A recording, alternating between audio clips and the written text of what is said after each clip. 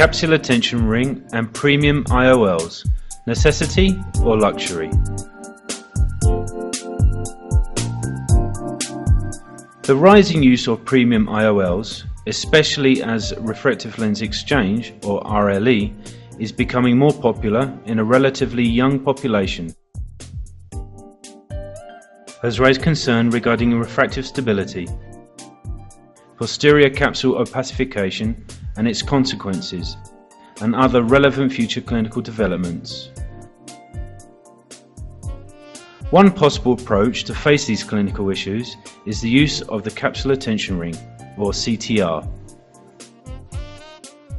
The CTR, which was originally designed to maintain the capsule's contour and to stretch the posterior capsule, has primarily been used in two situations: when there is a zonular rupture or dehiscence due to blunt or surgical trauma. Secondly, when there is inherent zonular weakness, as in pseudoexfoliation syndrome,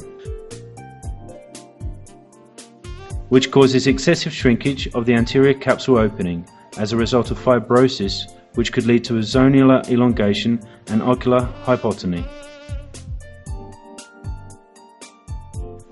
This video will address utilization of the CTR in cases of intact zonular apparatus and multifocal IOL implantation. The advantages of CTR implantation include prevention of capsular bag contraction, enhancement of IOL centration, facilitation of an eventual IOL exchange, prevention of PCO, reduction of capsular folds and glare, stabilization of IOL position and refraction, and in the event of discontinuous, eccentric or larger than necessary capsular excess. The disadvantages of its use include additional cost, capsular entanglement and zonular damage, dislocation into the vitreous cavity, and increase in surgical time. In addition, PCO is related to degradation of quality of vision, dysphotopsias, risk of PC fragments into the vitreous, risk of RD, and hindrance of visualization of the peripheral retina. To enhance centration, facilitate eventual IOL exchange, and prevent or at least delay PCO, we have been using a CTR in all cases of multifocal implantations. The CTR use is made of PMMA with an open diameter from 12.3 to 14 mm and eyelets on both ends. The UBM examination performed in this case of Restore displays both implants in the capsular bag with the CTR lying between the haptic and the ciliary body. On the gonioscopy of this other case of Restore, one can notice both implants perfectly inside the capsular bag with the eyelets touching each other. Observe a certain degree of proliferation of the lens epithelial cells. Despite the use of the CTR, there is already a certain degree of anterior capsule opacification due to the contact between the latter and the IOL optic. The ideal ring must be open, not polished more than necessary to avoid damage to the capsule. Rectangular in profile and with the apposition of the ends to avoid LEC's migration. Such a ring, designed by Drs. Menapas and Nishi, is already available as the CBR or capsular bending ring. The implantation of the CBR is a bit more challenging than its counterpart, requiring the use of high viscosity OVD. A tangential approach has seen here with use of forceps only. The use of an injector certainly would make it easier.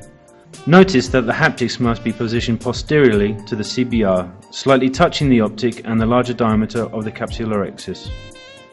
This is how the eye with a CBR and a Technis multifocal IOL looked 45 days post-operatively.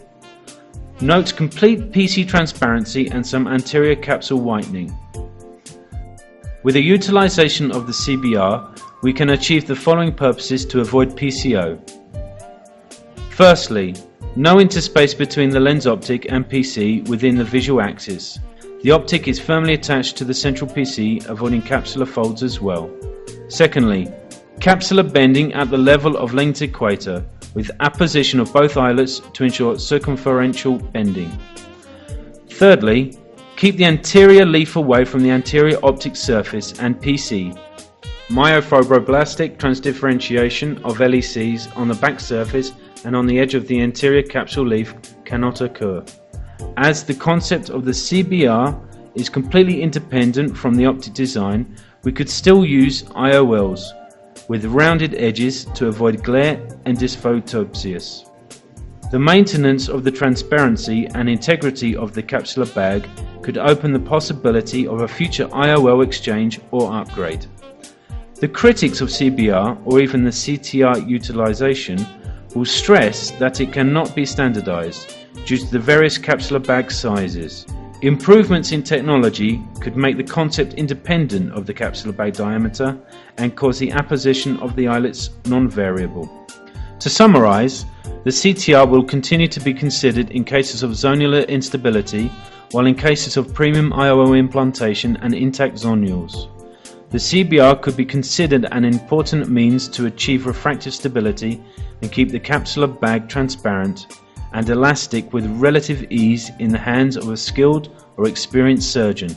In today's market, the refractive outcome of cataract surgery and IOL implantation already approach an expectation level similar or maybe higher to that of laser-based refractive procedures. The dissemination of RLE is an undisputed evidence of that, and nothing better for us surgeons than having another tool that we can rely on to improve refractive outcomes and patient satisfaction. Thank you very much for your attention.